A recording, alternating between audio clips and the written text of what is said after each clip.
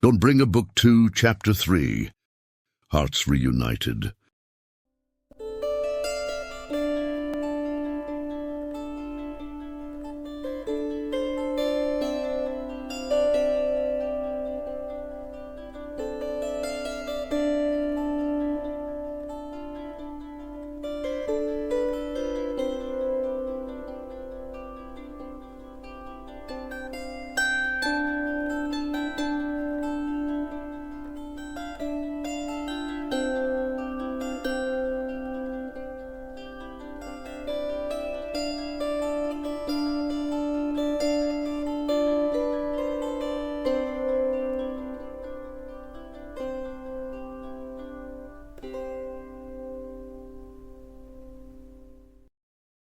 A few days later, Eldarion walks through the fields surrounding the city of Ristfand, immersed in thought.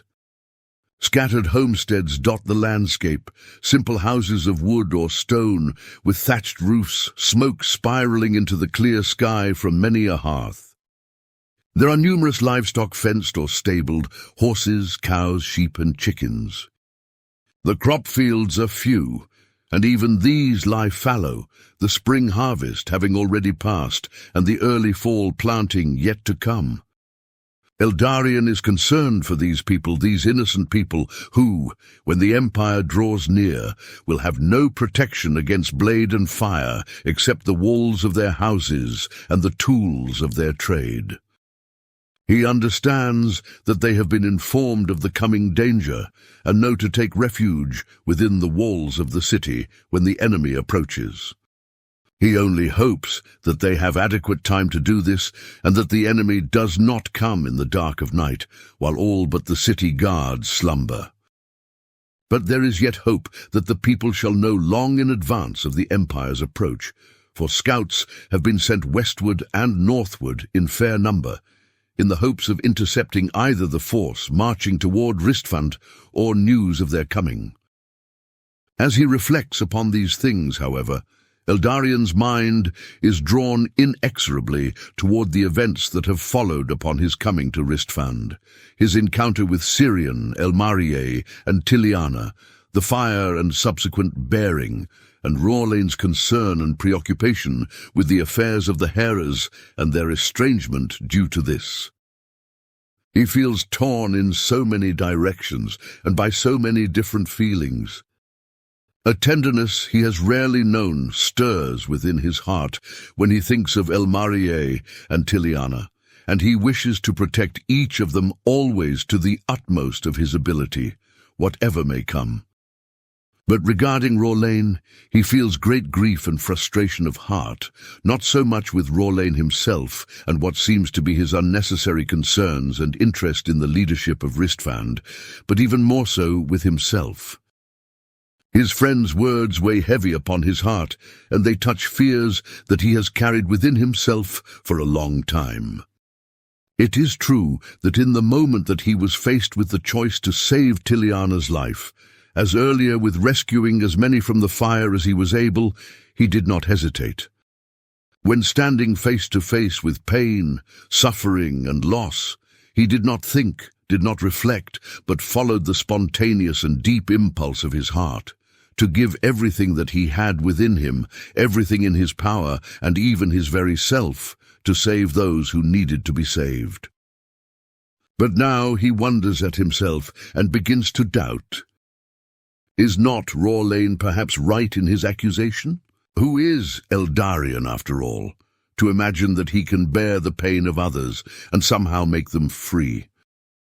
But no, that is not the question. It is obvious that he has done so, and that, if necessary, he could do so again, though in his weakened state it may cost him his life. He does not doubt the gift.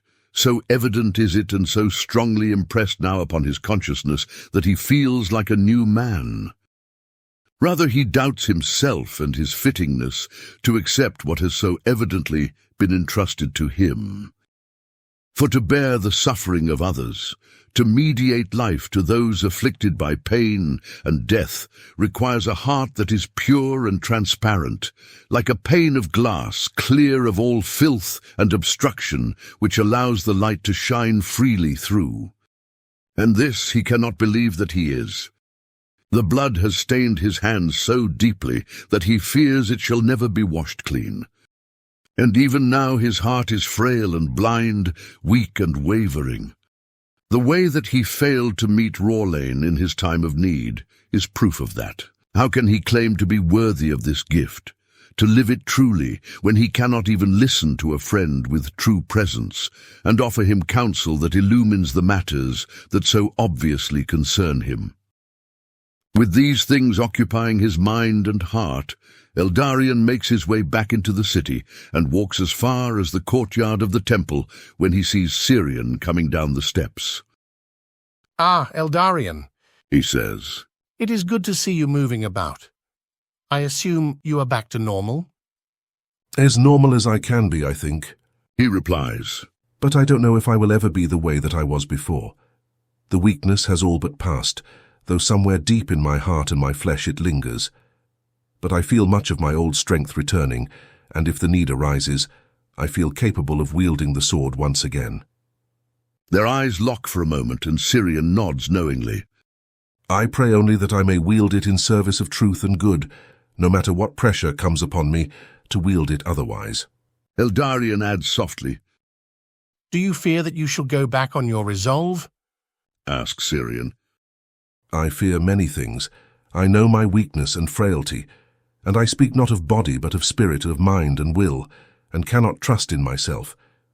And now His voice falters as he tries to express something until now unspoken. "Shall we find a place to sit down and speak, Eldarion?" Syrian asks. Oh, I have begun to share with you without asking whether you have the time. Cries Eldarion. Surely you are going somewhere, are you not? That is why you are walking. "Actually, no. I only stepped outside for some fresh air, and sometimes I prefer the courtyard out here to the courtyard within the cloister. It allows me to see the townspeople as they pass." Then we could walk together if you wish, says Eldarion. "I am happy to either sit or walk, as you please." Syrian strokes his beard absent-mindedly for a moment as he considers this and then replies, "No, let us sit. Oftentimes, conversation is better sitting, facing one another, than walking side by side. There are less distractions that way, and it allows one to see the many ways that the other speaks without using words." Very well, Eldarion answers. The two men find a bench nearby in the courtyard, under the shade of a large aspen tree, and sit upon it, turning to face one another. Then Syrian says, "Please continue in what you wish to tell me." I don't know if I have words for it yet. Eldarion begins. But I shall try. I was saying that I cannot trust myself, that I doubt my capacity not only to walk in integrity the path marked out before me, but also to avoid the fear and compromise that before led me to hurt others. I also simply fear my limitations, my mistakes, for I have experienced firsthand how oversights on my part, my blind spots, have caused others pain, even death. That is a burden that I wish not to carry, but it seems as if I am being drawn uncontrollably back into a position similar to the one I left, a position in which human life is in my hands. It is indeed a great burden to carry the lives of others in one's hands. All the greater the more people there are, and the more precious these persons are to you. Syrian responds in a quiet voice. But in truth it is not you who hold power over life and death. It is not in your hands that lies the fate of each man, each woman. You are but a custodian, and even your custodianship only expresses itself according to certain limits. It is but a spark in the firmament of 1,000,000 stars. It is but a line in the palm of the one who holds all life, theirs, mine, and your own, in his hands. But what about my mistakes, my failures that lead to harm for others? He asks. Perhaps if the full picture were known, Eldarian, you would see that even these things work for ultimate good for all persons.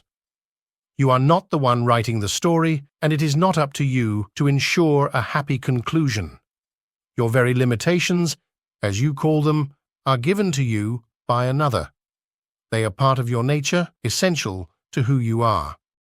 To try to surpass these limitations, to be more than what you are, either through pride or through fearful control, will only cause you great pain and anguish of heart. After he has finished speaking, Syrian looks deeply and tenderly at Eldarian, and the latter returns his gaze for a long moment of pregnant silence. At last, Eldarian says, "It is hard. It is very hard." "Indeed it is," Syrian replies. "for the world is not what it once was. It has been marred by a great evil, and is now plagued by forces of darkness. You have a right to grieve, to lament, and even to question. This is not only acceptable, it is necessary. But lose not faith." I do. Eldarian whispers, Though it is even more difficult now when I feel my frailty so deeply. Indeed, I feel so much smaller now than I used to, so much littler. It is hard to explain, but it is as if, when I bore the pain of Tiliana and Elmarie, I also found the very foundations of my being dilated and expanded to the abyss of human misery and pain. It is like standing before an abyss of evil that threatens to engulf me, or indeed like standing in its very midst. "And that is where you have been placed, my dear friend. Syrian says. But this abyss of evil can only be overcome by an abyss of good. Solely by tapping into this latter and deeper abyss, by letting it live in you, can you hope to withstand the assault of darkness and even to stand victorious over it."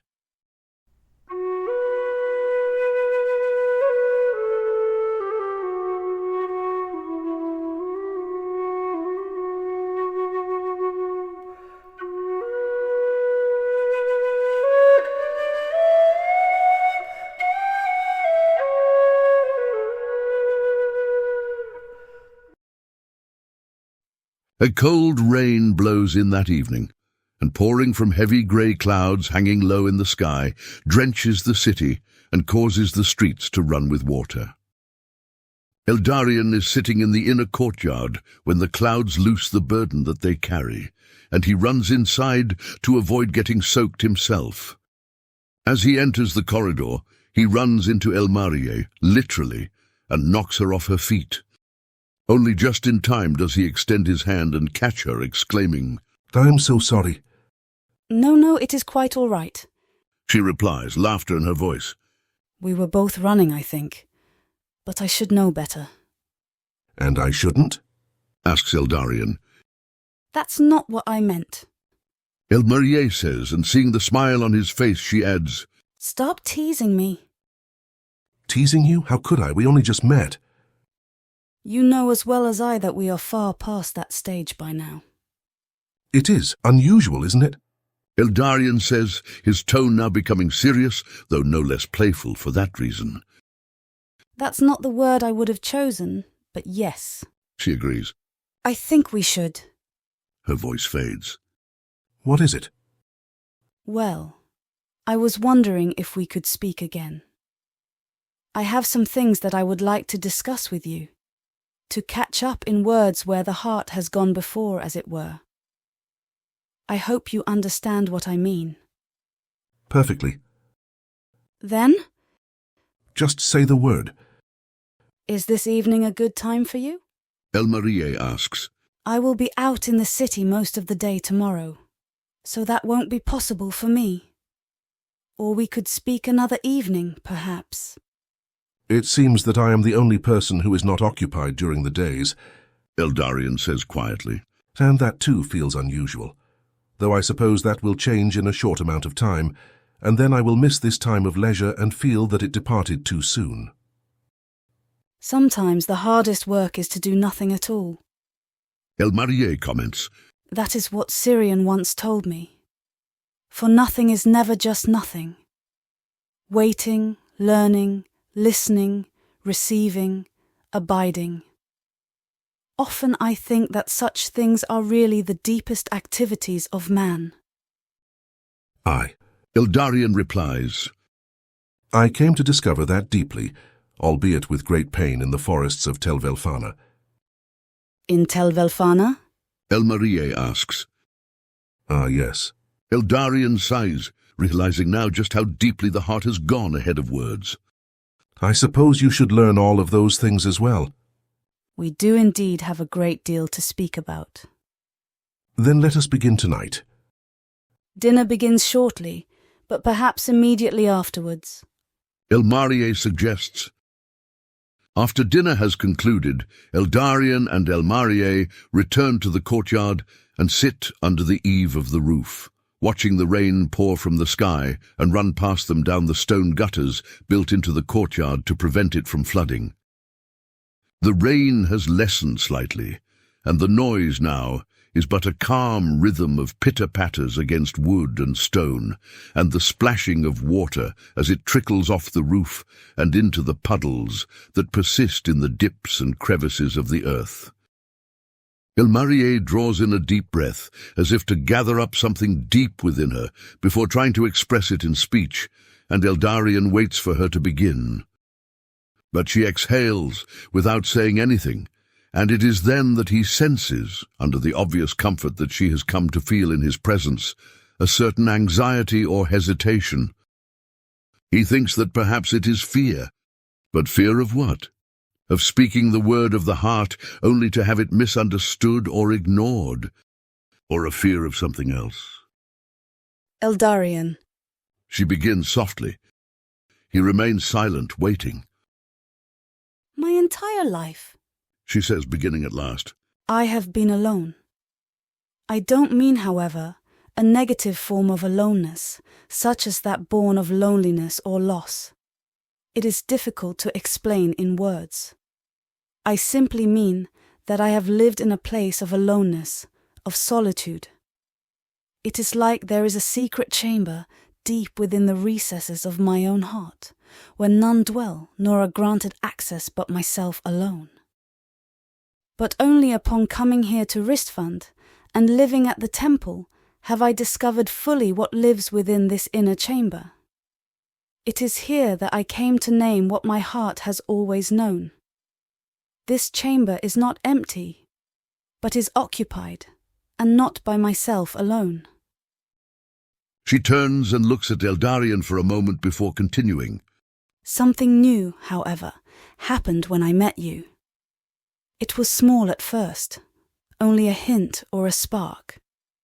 Yet when you drew Tiliana and myself from the flames, and when you stepped into her pain and took mine to yourself in the same moment, then I knew. I knew that you occupy this same space. You live in this chamber of solitude, and you are the first and only person I have ever met who is, how can I express it, on the inside and not on the outside. And to be honest, that frightens me. For I hardly know you. It is something bigger than either of us, Elmarie. Eldarion replies after she has fallen back into silence. For clearly I have had a similar experience, though I grant that I am less attuned to such things than you are. Rather, it is like in meeting you, and in your words to me the day of the fire, a whole new world was opened up to me. Yet I always knew it was there. Indeed, I had been in contact with it, felt it, dwelt within it, often betrayed it. But here it was, always within me. And here you dwelt and beckoned me. Are you not frightened? She asks, clearly meaning a great deal by such a short question. I am. Eldarion says, I cannot wear armor to protect against a person who lives in the inner chamber of my solitude, as you have named it. For good or ill, I can no longer take anything away from you to be hidden as merely my own. Nor can I go on my way and act as if I do not know you in a knowledge deeper than all words or awareness, forgetting that I have met you and encountered you here. Certainly it is for good and not for ill. Elmarie says enthusiastically, It is frightening, yes. But not all the gifts of the gods are immediately comforting, even if they are wellsprings of deep peace and joy that nothing can tear asunder. But I fear nonetheless. whispers Eldarion. You fear the exposure, the closeness. It is not that so much as... He begins, but then he allows his voice to fade. What do you fear, Eldarion? Elmarié asks gently, placing a hand on his arm. I fear only hurting you, He says. I can bear being hurt. She says, after a moment's reflection, though her voice is quiet. Certainly you would not willingly harm me. You do not know who I am, Elmarié. He says, looking at her intently for a moment before lowering his eyes again. I have felt you. But that is just a beginning. Even with such an encounter, true knowing comes only with time, with fidelity, with the unfolding of life by 1,000 experiences that make up a whole like threads of a single tapestry. You speak of fear, Elmarié replies. and yet I find myself incapable of fearing you. Not after what I have seen and what I have felt. But if you knew where I came from and the kind of man I was, the kind of man that I still am, you would judge me very differently. He says. Then tell me, and I shall judge for myself. He raises his eyes and watches the rain fall for a long time in silence, and Elmarié does not press him, does not repeat the request. She sits with him in silence and waits. You are right. Eldarion begins at last. You are right in speaking to me as you do. I am not the man that I used to be, though much that I was remains with me still. I am neither the same nor wholly different, for I was a man lost, driven by fear more than by any other motive. I became a knight of the Valyrian Empire not primarily through adherence to the Empire, but through the fear of my own weakness. I became a knight so that I could prevent any harm befalling those whom I loved, as had happened when I was young. My loss drove me forward. It fueled my actions and my desires, and not wholly for good. He then proceeds to recount for her in detail the destruction of Falstead and the slaughter of his entire village, including his mother, father, and sister. Your sister's name? It was Celia? Elmarié asks when his account has concluded. Yes. You spoke her name much when you were in the place of darkness. I remember speaking it to you when I awoke. Eldarion says, That is true, but you also murmured her name in your sleep, if sleep it may be called. What else did I say in this state? He asks. Eldarion, She says delicately, I learned a great deal about you. At times, it was almost like watching your life unfold before my eyes. Not by witnessing the events that you witnessed, or going through what you went through, but by hearing your own reactions to these events while, in this state, you relived them. I witnessed your own pains, your own wounds and fears and desires echo forth from these events. And I so wish that I could be there with you and feel with you what you felt. To be a companion with you in the path of pain that you have walked. I wish that you did not have to witness my pain, he answers. Nor do I desire you to participate in it. What would you tell me if I said that to you? Elmarié asks. If I told you that I wanted you to have no part in my pain, to leave me alone on my journey of life, what would you say? It does not take Eldarion long to discover the answer. I would tell you that I could wish for nothing else. My love seeks only to participate in everything that belongs to you, and it cannot do otherwise, for only in this way can such love be of service to you. You speak of love, She replies. and I know exactly what you mean. So please allow me to love you. You know that I have been invited by something bigger than either you or I. The only response he can offer to this is a gaze of kindness and gratitude and a gentle nod. After this, they both fall into silence again and are enveloped in stillness and quietude. The sound of the rain itself serves only to deepen this silence, to create a sense of holding, as if the water that drips from the roof as a thin sheet is a veil encompassing and protecting something both hidden and sacred. You are like the sister that I lost. Eldarion says when he finds words coming again. You are a few years her junior, but in looking upon you it almost feels like she lives again. But no, that is not entirely accurate, for you are not her. You are simply you. There is no other way to express it. Why would you need to express it any differently? She asks. I suppose I wouldn't. He concludes with a deep breath. Will you tell me? Elmarié then asks, About what happened during your time in Tel Velfana? You have heard much of it already, have you not? Eldarion asks. I heard your pain and fear and regret, She says. but I know not the source. Is it really necessary? I will not ask, though you know the answer. Of course. He says. I want you to know, and it would be wrong to hide from you the truth, the pain of which you already feel. Speak as your heart dictates. Says Elmarié. Know that I wish to be nothing but safety for you in this place of your greatest sorrow. Greatest sorrow?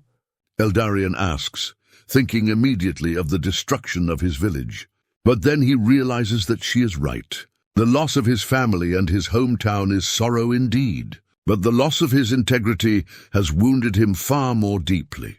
The first is the sorrow of grief and loss, a crucible of pain that is also a place of growth and an impetus for change.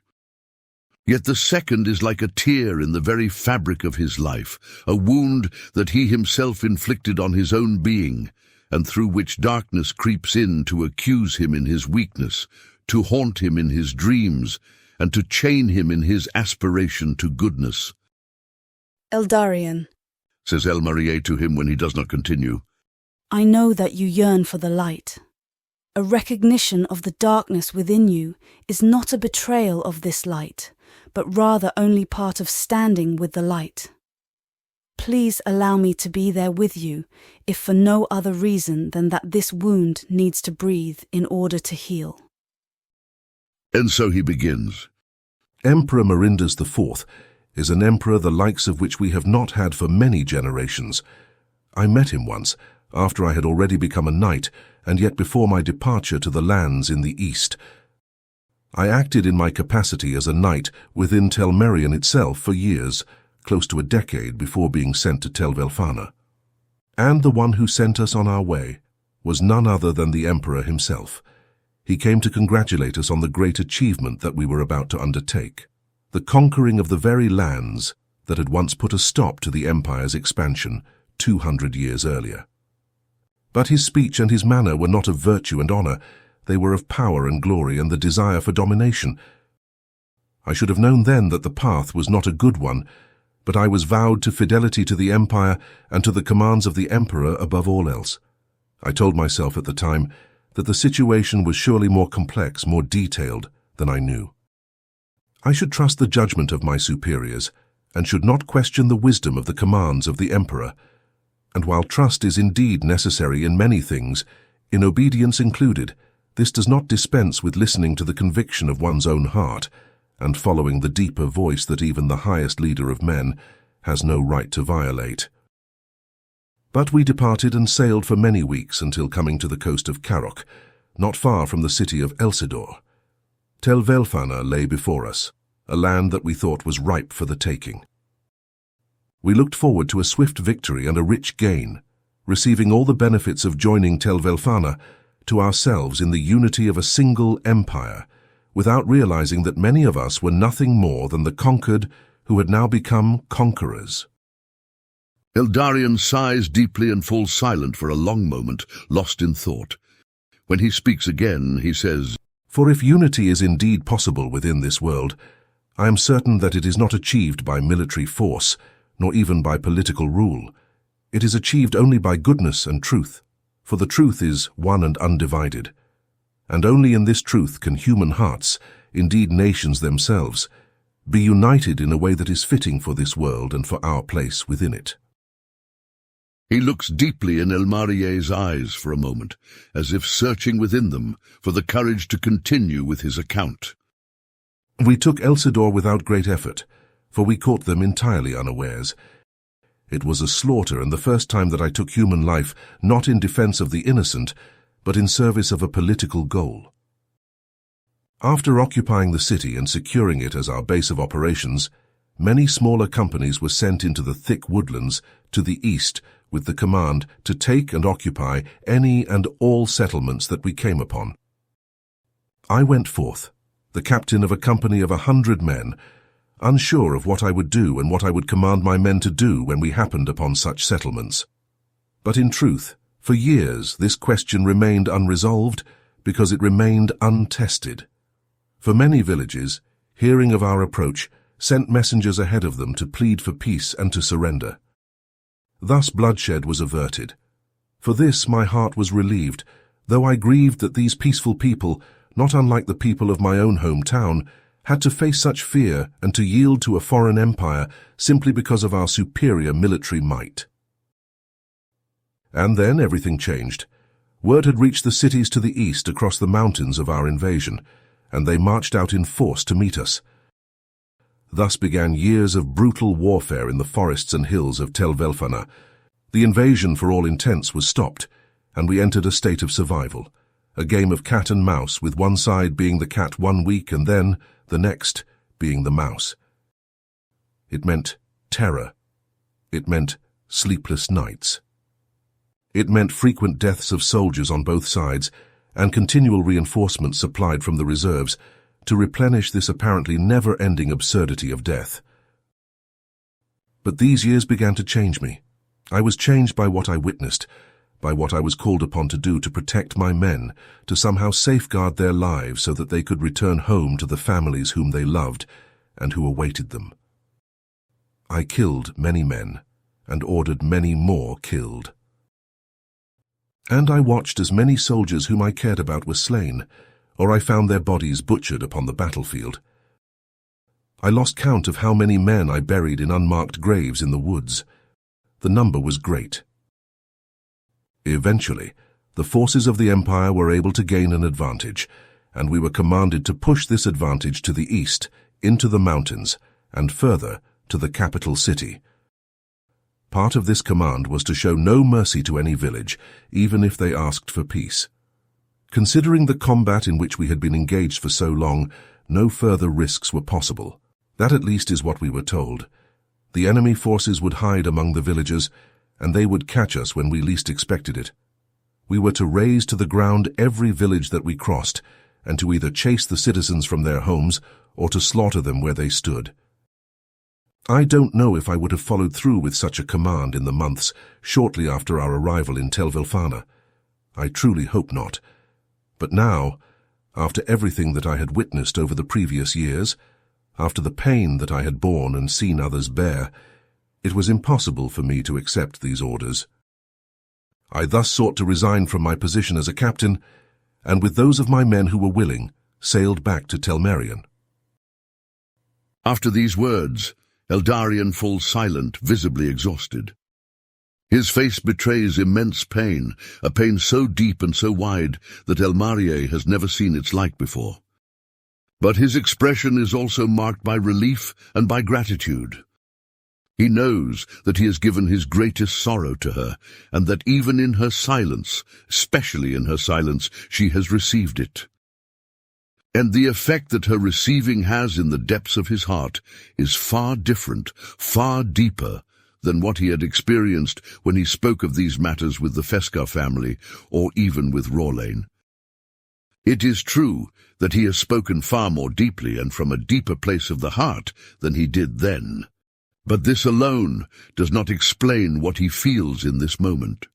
Only the very nature of her presence and of the kind of union between them explains the meeting that now occurs within Eldarion's heart between the shame and anguish of his past and the love that marks out for him a future of light and hope. Elmarier, he says, not expecting a response from her in words, for her eyes, her presence, and her heart have already said enough said everything that it is possible to say.